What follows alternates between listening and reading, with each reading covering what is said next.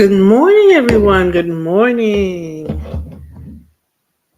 Welcome to this morning's installment of Contracting Chatter. I'm your host, Luciana Turner. You know the drill. We don't grow alone over here. So grab your business bestie, get your favorite beverage, your contractor's notebook, and your pen. If you're driving, make sure that your volume is turned up so that you can hear, and your best business bestie is listening so they can fill you in on all the juicy details. If you missed them, and you miss it and you need to go back, all of the replays on our YouTube channel, LT&A Consulting Group. Now, yesterday's segment on YouTube, I'm gonna have to pull down and replace because I had a problem with the streaming software. But you know what? Over here, we keep going. We don't get distracted when technology gets to technologizing. I know that's not a word, but if Jesse Jackson can make up words, so can I. You know how it is. He loved to make up words, and I'm gonna make up a few myself.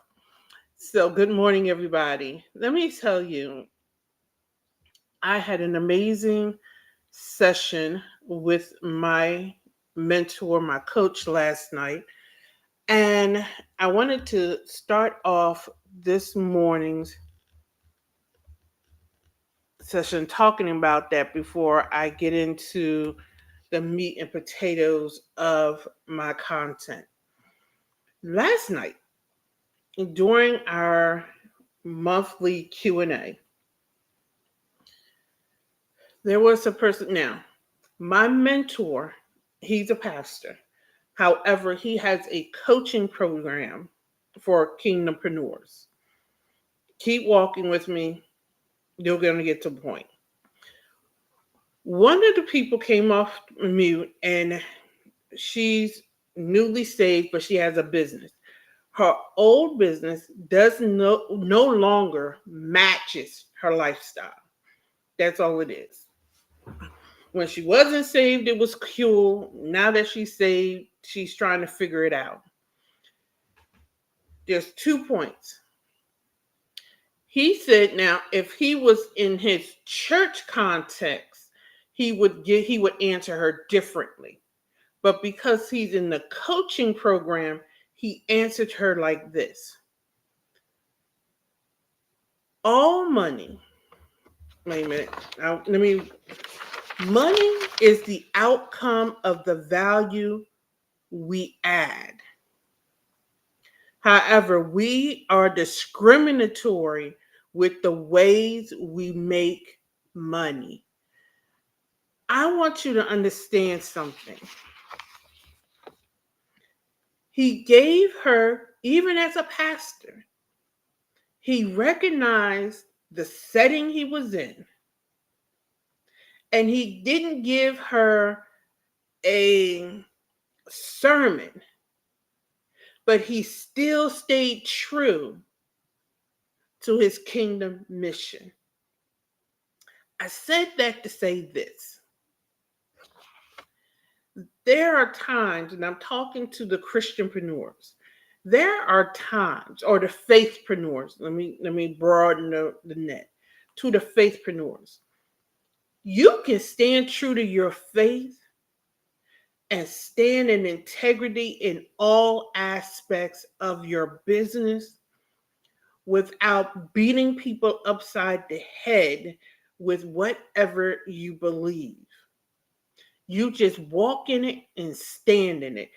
That is why I believe, that's why I was moved to put on the event that I'm having in November. Because quite frankly, we as faithpreneurs don't know how to do this effectively and efficiently. And it's a turn off to people who are not faithpreneurs. That was the first point. The second point was he also told her, don't shut down her business. Because a lot of times the church would have told her to shut her business and they give her no instructions. He said, what you need to do is remake your business, because when God remakes you, he remakes all of you. He said, now you're in this community. He said, now y'all need to be getting on the phone with her. He said, God, y'all need to be getting on Zoom calls with her and helping her mastermind how to reshape her business to match her new walk. That's the power of community. I talk all the time about, good morning, Don. I talk all the time about the power of being in community and the value of being a community. And last night on that call, that was the perfect example. He rallied the community around her need. He can't do it because there was over 300 of us on that call last night, and that wasn't the purpose of that call. But he rallied the community around her need. And but one of his coaches was on that call. But before she got off the call, there were people reaching out to her. There were people tagging her in the private Facebook group. She had the resource she needed to do what she needed to do. That is the power of community. You are not supposed to do life, let alone business, alone. That is why scaling in business, that is why growth in business comes in the form of joint ventures, partnerships. That is why when you sit there and everybody keeps talking about success leaves clues, when you look at the businesses that are successful, those leaders are in masterminds. Those business leaders are in all types of groups endeavors where they meet with other group leaders and they throw around ideas. I saw that in action last night, and I wanted to share that with you guys. And another thing, if your coach doesn't have a coach, then you need to ask yourself the question, should that be my coach? I'm just saying. Because my coach has a coach. My coaches have coaches. Because he is my business coach. I also have a marketing coach. He talked about that last night as well. But I just wanted to say, I'm going to say that again. We as faithpreneurs walk in our faith without a bludgeon. And as a pastor, he recognized the setting he was in and still gave her a pastoral answer, while recognizing if he was in church, he would have gave her a different answer. He would have gave her the same answer in a different way. We have to recognize where we are and govern ourselves accordingly with how we respond.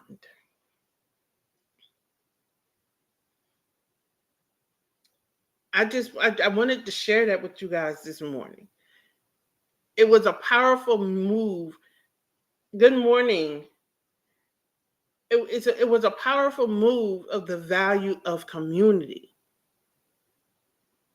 Powerful move, powerful demonstration. And I'm going to share this quote again before I move on. Money is the outcome of the value we add.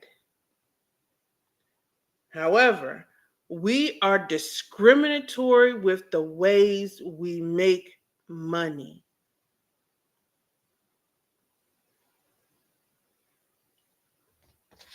That was a mic drop, pass the plate moment. if I ever heard or saw one. That is the power of community. That is the power of coaching programs. I had to share that with you guys this morning.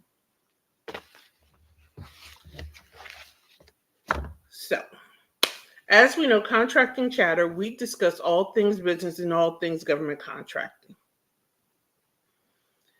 And I encourage you to tag your business besties and invite them in, because you don't want to be the only one in your community obtaining good information.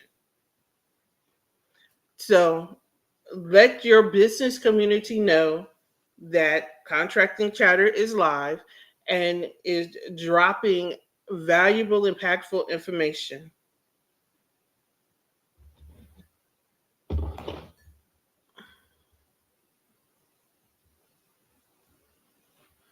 Valuable, impactful information on business and government contracting. Now, what I wanted to talk about as we are approaching the middle of the third quarter of the government fiscal year. Keep in mind, we're in the third quarter of the government fiscal year.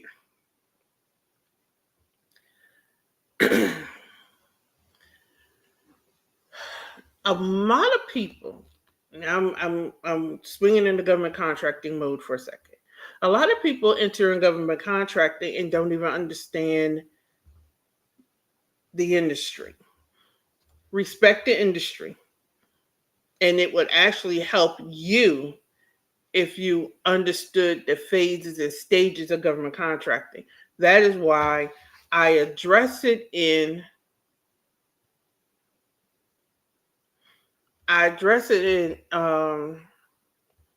my book, Keys to Government Contracting. I also address it in a separate ebook, Phases and Stages of Government Contracting.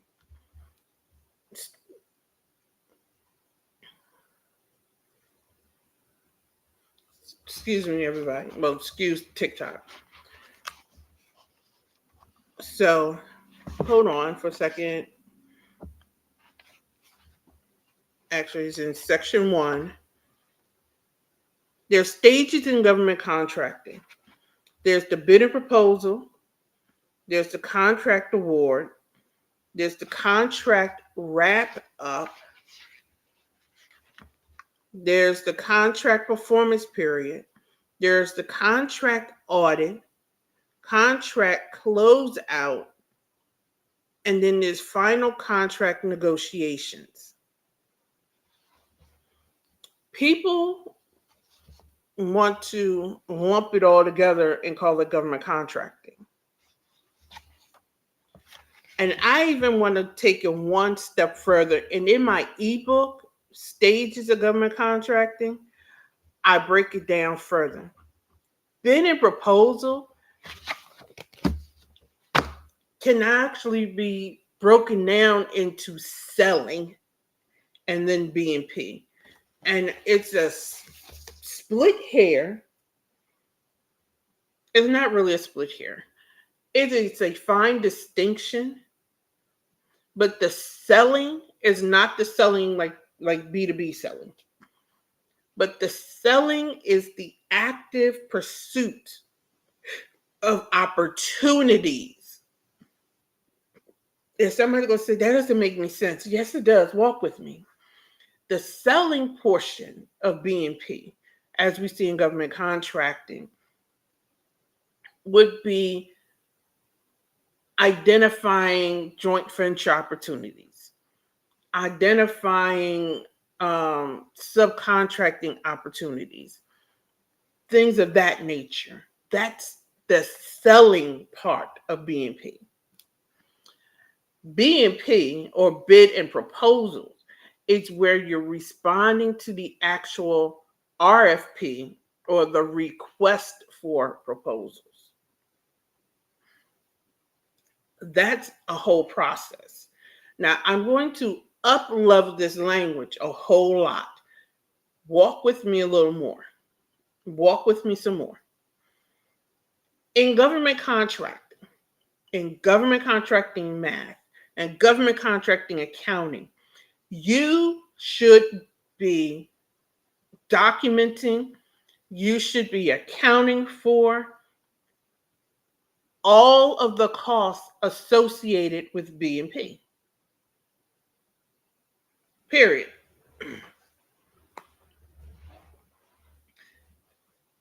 And it's actually a rule. So when you're pursuing contract for, let's just say, you're pursuing a contract with the state of Maryland to do curriculum development, that RFP should have a project number, and the labor for that project should be tracked under that project number. Now, I'm deep diving, but this is an example of what you get in Chatter Family. Now, if you become a part of SustainaCore actually gives you modules with learning objectives that you can go back and relearn and help you walk through setting this up for your company.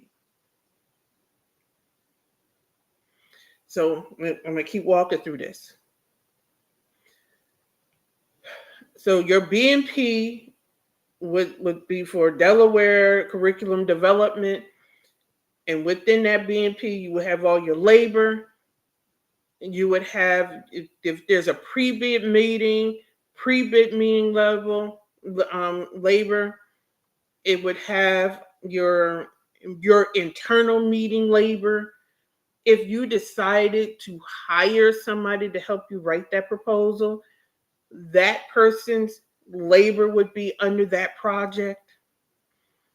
The cost to mail off that RFP, that proposal when it's finished, would go under that, all that cost would go under that project. All of it goes under that project. That is how you would do it. That is proper contracting accounting, government contracting accounting. Because since the government is billed all of your costs, when the auditor comes, the auditor gets to audit the B&P portion of the contract as well as the actual contract.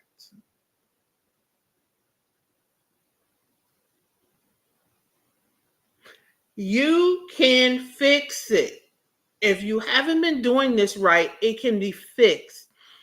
This is why I tell you it's easier to do it right on the front end than it is to fix it on the back end. And it's easier for you to catch it and fix it and less expensive than it is for the auditor to catch it and then you have to fix it. Because one of the problems with the auditor catching it is this little things called penalties and interest. Now, if the auditor catches it and the mistake is, quote, not material. And what that means is the government didn't do there was no harm to the government. That's what materiality is. If there was a mistake made, but the government wasn't harmed, they tend to let it ride, but they document it. If there was an error made, but that error harmed the government, they correct the error, they adjust it, they run the math as though the government wasn't harmed. And then if the error's in their favor, which is usually is, they ask for a refund. So if the government overpaid you as a result of this error, you have to pay that back. Then what they do is add a penalty, because the fact that you didn't take time to learn any of this is not their problem. Learn the industry.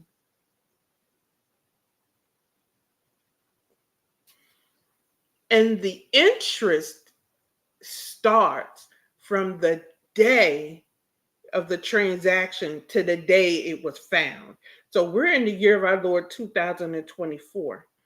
The transaction occurred in 2020. Interest started in 2020. I'm going to let that sit there for a second. Let that marinate. And interest is for anywhere between 3 to 6%. And I need to verify that, but the last time I checked, interest was between 3 to 6%. Come on, people. Government contracting is valuable. Government contracting can save your business, sustain your business, create your business. That's why I did a whole podcast episode on the 3 types of contractors. You choose the contractor that you want to be. I'm going to talk about too low pricing in government contracting. We're going to talk about that. Because I'm going to tell you, some of y'all think this is, and you know what? Because the East is insensitive, I'm going to say it. This is not a Baghdad swap meet where we go in and they want you to haggle in the lowest price. Lowest price doesn't mean lowest price. But I'm going to get there. I'm streaming across multiple platforms, so I'm feeding questions from different places. So for those of you on TikTok and you're trying to figure out where is she getting this from, I'm also streaming to YouTube, LinkedIn, and Facebook. So hold on for a second. I'm coming to you. If you have questions, drop it in the chat and keep dropping it in the chat until I see it. You have to get it right. The government doesn't care that you didn't take time to learn your industry. Now, my next podcast episode, I'm a deep dive into the 3 types of contractors. See, this last episode was high level. I actually repurposed some old content. I'm actually go deeper into the 3 types of contractors. Now, we're going to talk about this low price. Everybody wants to talk about low price, low price, low price. No. The government knows pretty much how much it costs for services. Where do they get this information from? Historical data. The information is out there. And quite frankly, you could have got the data too, but that's another story for another day.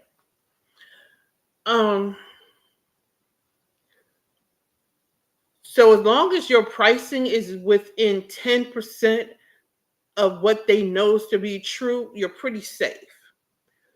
Most contractors who lose on pricing. Now, your rate is your rate.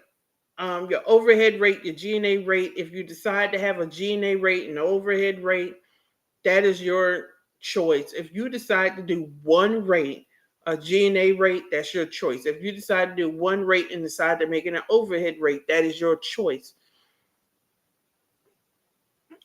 I'm not going to go there because you didn't hire me to be your consultant. What I'm telling you is, it is your choice if you bid 2 rates or if you bid 1 rate. You need to ensure that whatever base you choose. Now, I'm gonna walk back before I make this next point. And I want you to know, the last time I gave this talk, somebody inboxed me and told me not to do it again, but I'm going to give it to you guys anyway. Some government agencies actually tell you have to bid an overhead rate, and the overhead rate has to have a labor base. So I highly suggest you just do 2 rates in your business. With that said,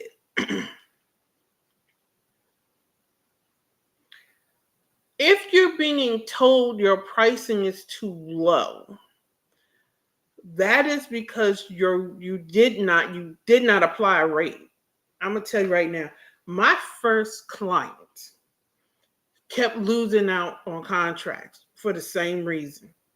And when I looked at her price, I said, you have you haven't covered accounted for your G&A, you haven't accounted for your overhead, and you have no profits. What the government saw when they saw this price sheet was you're not going to be around tomorrow.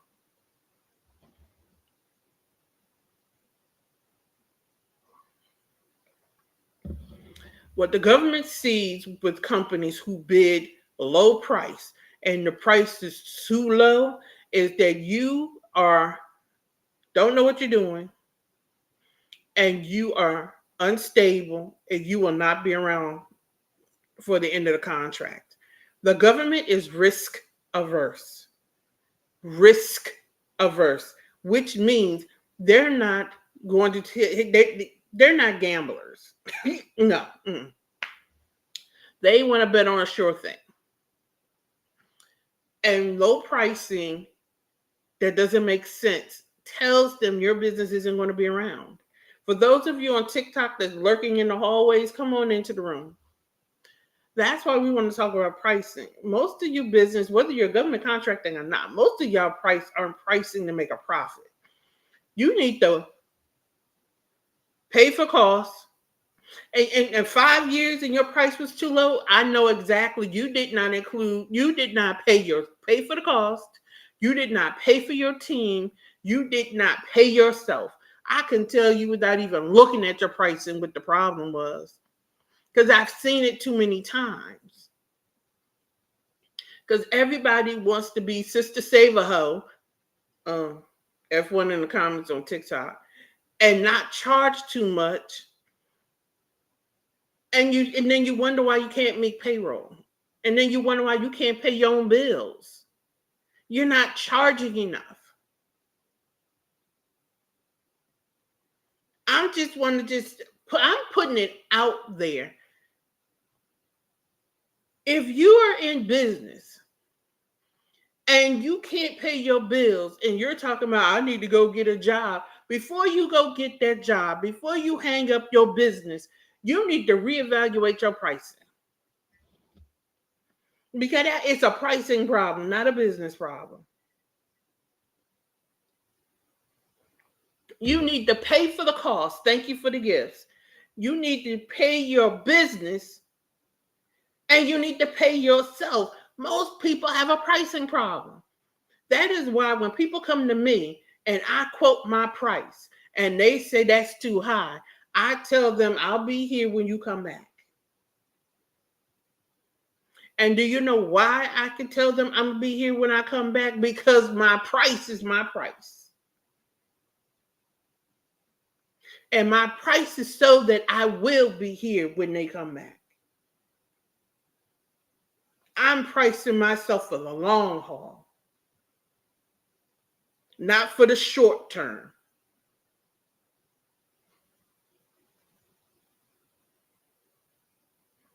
And there's nothing wrong with you if you have to get a part-time job, because when you sit in the seat of the CEO, you make them sacrifices. There are times you have to get a part-time job so that you can pay payroll, so that you don't have to cut payroll. But it shouldn't be because your pricing right. Evaluate your pricing. You don't want to pay $500 to sit in a class to talk about pricing. I have a 2-day in September. When I tell, it's priced at Lord have mercy. It's priced at $9.95 for VIP. It comes with meals. If you come, all you paying for is the hotel if you're coming from out of the city. I'm giving you breakfast and lunch. Come on. I had somebody tell me that's too high. I'm gonna just say you ain't serious. Moving on. So that you can not have to get a job. You can keep your business afloat. Let's just call this thing a thing.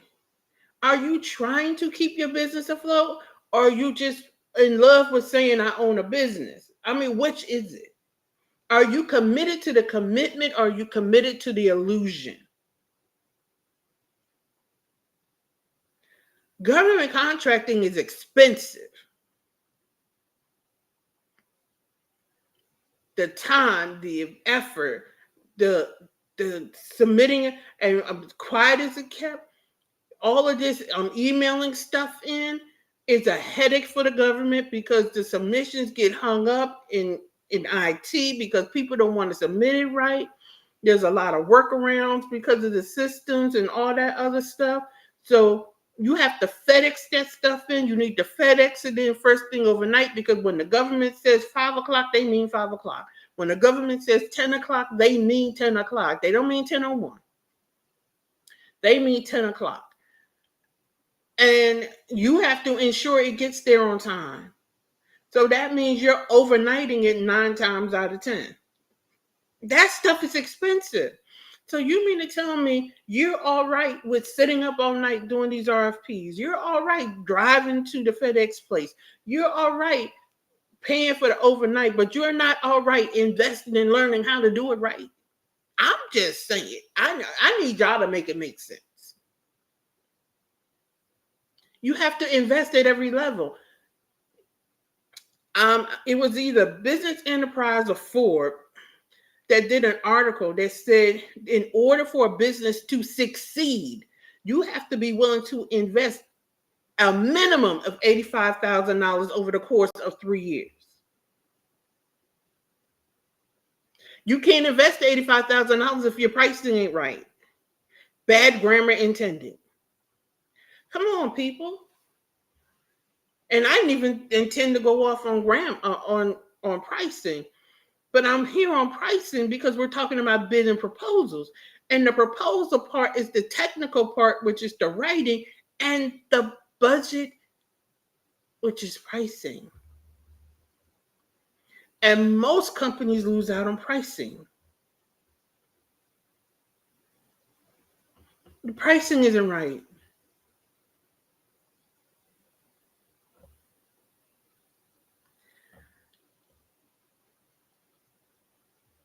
So now that we've identified your pricing isn't right, what are we going to do about it?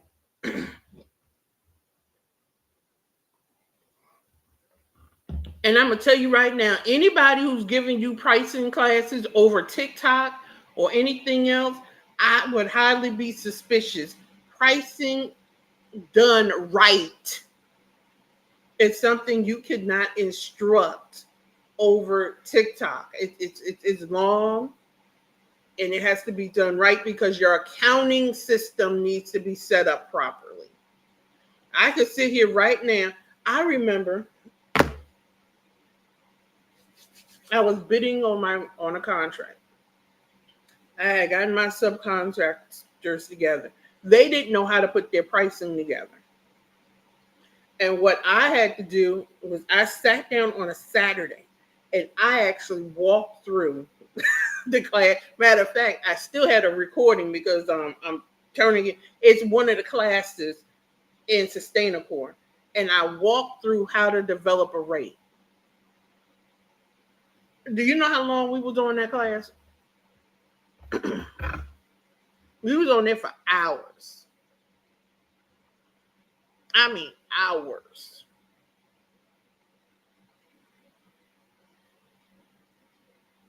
On developing the rate so that they can give me the pricing that I needed to submit.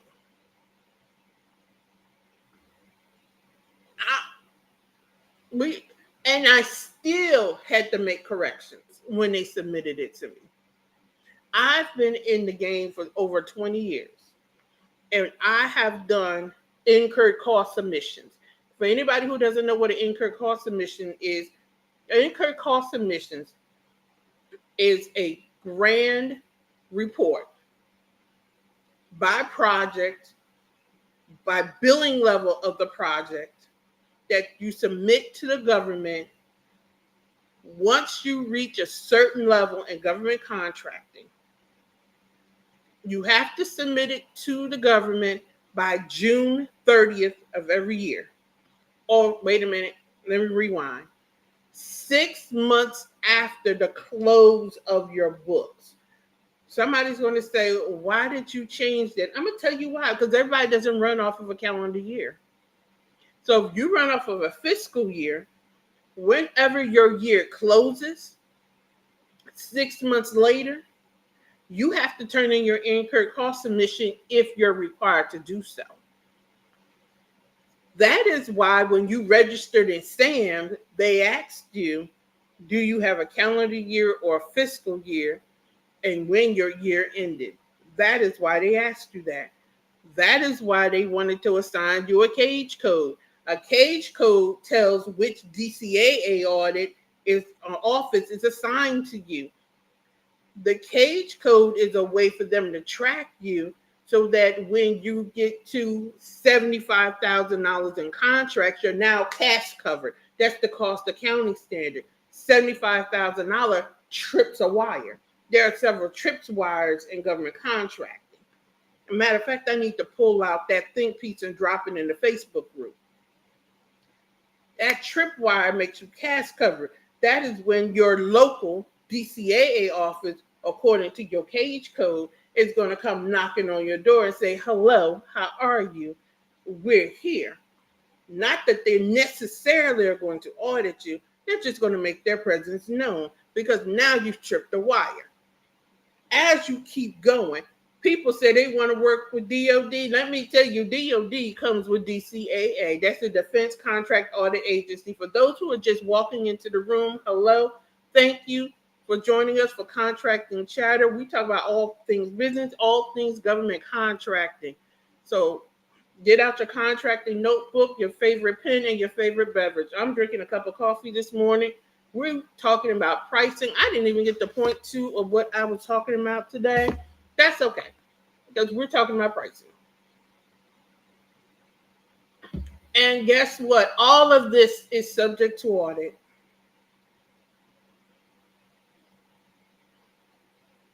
So everything you're doing has to be documented in such a way that the auditor can come in and audit it.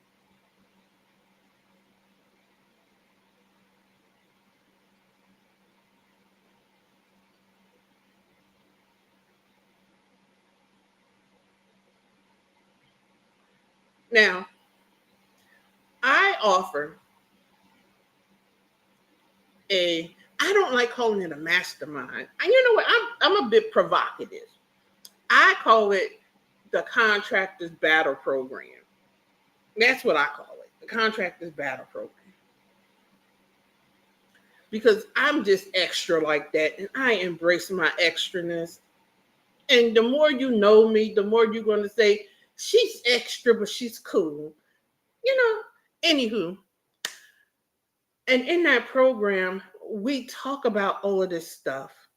Now, this is high level. This comes with quarterly meetups. When the strategy development, we talk about who you want to work with.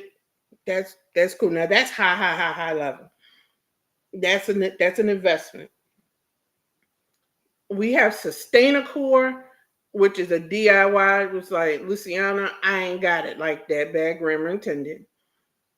But I am interested in doing some self-walking along. Fine. Then we have Contractors Family, which is a $9.99 a month commitment where I do subscribers only. I'm using that language for TikTok. Subscribers only lives, and it comes with a newsletter.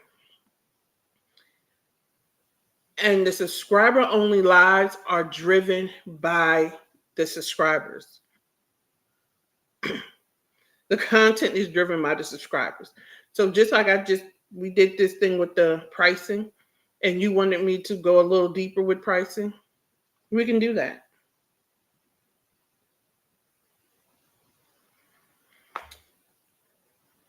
So anybody who's interested in learning more, click my link, LTACG.as.me. TikTok, don't use the subscriber button. I know it's there. Don't use it. Do the LTACG.as.me. Everybody else, same thing. Or go to my website, LT&A You can learn more about the offerings. The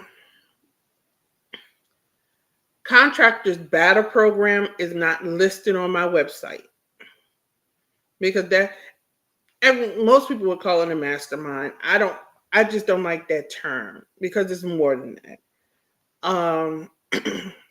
But it's available because even in that, if you just want to, some people have subscription services. You can freebie your way into finding RFPs, or you can pay for a subscription service.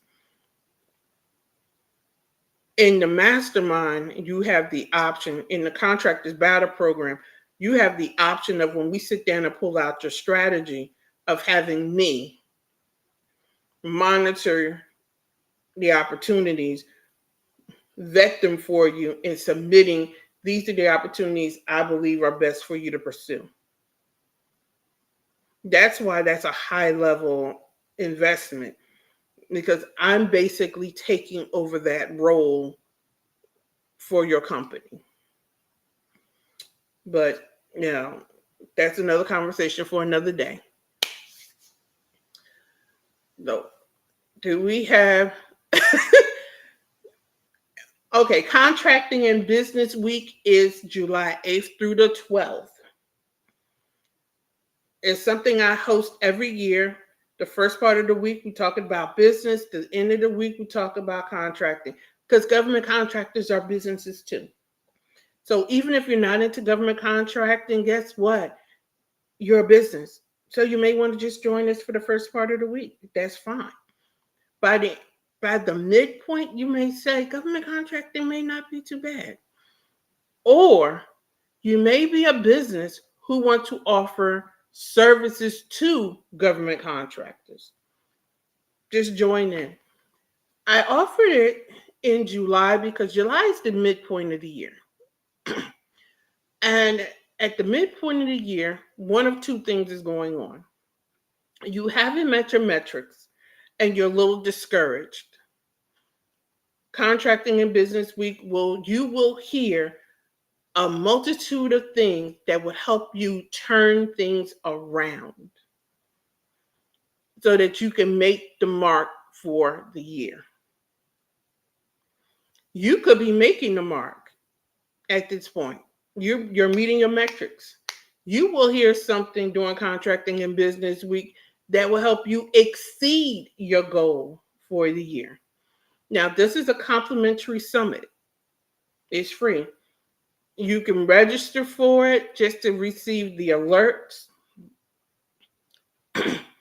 Join my private Facebook group, because that's where I'm streaming it to. My private Facebook group and my YouTube channel. This year, I am offering a VIP option so that after the stream, we're going to Q&A. Private link, we're going to Q&A. So every day, there's a 30-minute Q&A after the live stream. And for the VIPs, that Saturday the 13th, I'm doing a 2-hour masterclass.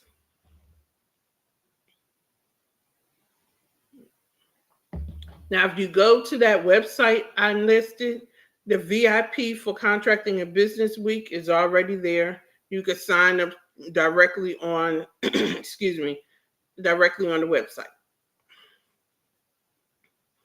LTACG.as.me. You can just sign up directly there.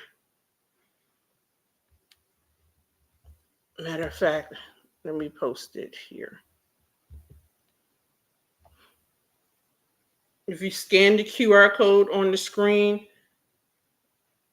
TikTok can't see the QR code, but if you look at my description, the website's there. If you want to do VIP, you can go straight there and just sign up for VIP. That's something new I'm doing this year for Contracting and Business Week.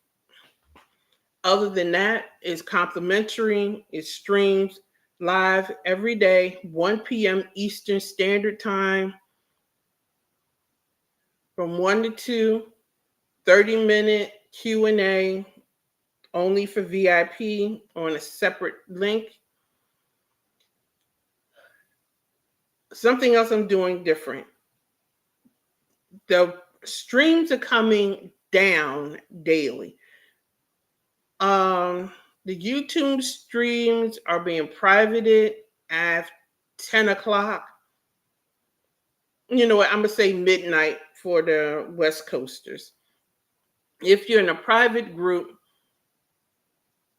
I think I'm going to just do midnight all the way around. Period. In discussion.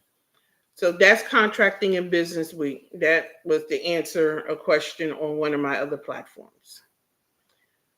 So, any other questions this morning before I log off? And I will cover the next point tomorrow. Or you can just buy my book, Keys to Government Contracting. It's available on Amazon in ebook form. If you want a hard copy, and I'm going to tell you something. I know people are all into this ebook. I personally love hard copies. I love hard copies because you get to write in them. You get to make notes. You get to say, this doesn't make sense. And I know a lot of people like electronic copies. Maybe it's the way my brain functions. I like hard copies. I have a whole contractor's library. I'm working on the second book. I'm working on the second edition of this book. And I'm working on a book called Power Partnering Government Contracting. That is a series of interviews that I conducted. That will be out. I'm actually doing two books. Power Partner Government Contracting and Procurement Nightmares. So I'm not sure when those books will be out, but they're coming out soon, along with a plethora of other things. So be on the lookout for those new books. So if I've answered all of your questions, checking all of the platforms, we're going to end the live this morning. I go live every morning, 7:30.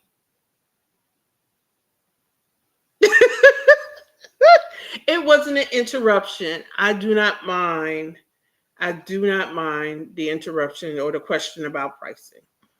I do not mind it at all. So, and that's the value of being in community. So with this said, I go live every morning at 7:30 a.m. Eastern Standard Time for Contracting Chatter.